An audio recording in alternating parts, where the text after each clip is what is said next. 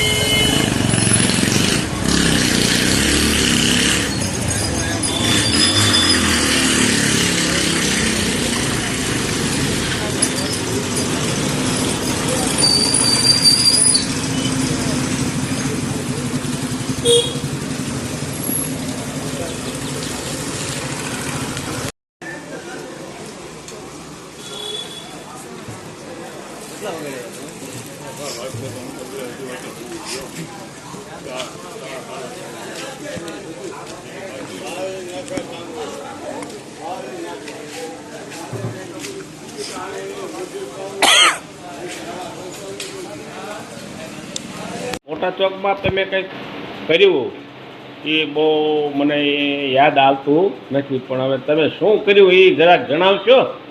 મોટા ચોક વિસ્તારમાં છેલ્લા 15 થી 20 દિવસથી ગટર ઉભરાય છે. સવારમાં ત્યાં એક હનુમાનજી દાદાનું મંદિર આવેલું છે, ત્યાંથી એક થોડાક 2 ડગલા 5 ડગલા હાલો એટલે ઠાકર દ્વારાનું મંદિર છે, અને ત્યાં શાક માર્કેટ પણ આવેલી છે, ત્યાં કરિયાણાની દુકાનો છે, ઘંટી આવેલી છે. તો ત્યાં માતાઓ બહેનો જતા હોય તો એને તે એવા ગંદકી ભરેલા ગટર ઉભરાતી પાણીમાં જવું પડે છે.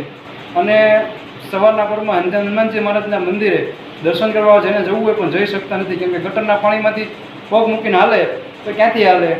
અને છેલ્લા 15 દિવસથી અમે સોશિયલ મીડિયામાં પણ રજૂઆત કરી છે, અને આજે મીડિયા સમક્ષ અમે રજૂઆત કરીએ છીએ. વહેલા છતાં ગટરનો નિવાડો આવે, કાયમી દરરોજ ઉભરાય અને દરરોજ હરીઓ મારી પૂરું કરી નાખે છે.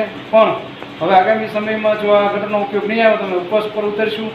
અને કહેવાય ને કે ભારતીય જનતા પાર્ટી મોટા મોટા હિન્દુત્વવાદના બંગા ફેંકે છે. જ્યારે હનુમાનજી દાદાના મંદિરની સામે છેલ્લા 15 દિવસથી ગટરનું પાણી ઉભરાતું હોય તો કોઈના પેટમાં પાણી કેમ ન ધરતું? આપશ્રી દ્વારા સિહોર નગરપાલિકાના જવાબદાર અધિકારી તેમજ પ્રમુખશ્રીનો આ બાબતથી રજૂઆત કરેલી?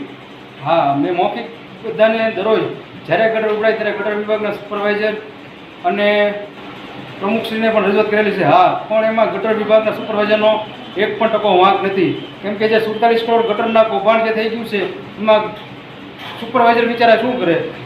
જો એ પહેલેથી જ તે જો મોટી લાઈન નાખી હોત તો અત્યારે આ પ્રશ્ન ન આવ્યો હોત.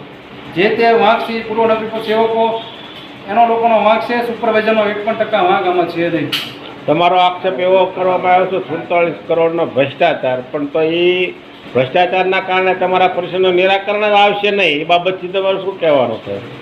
અમારું તો શું કહેવું, અમે તો ખાલી રજૂઆત કરી શકીએ છીએ.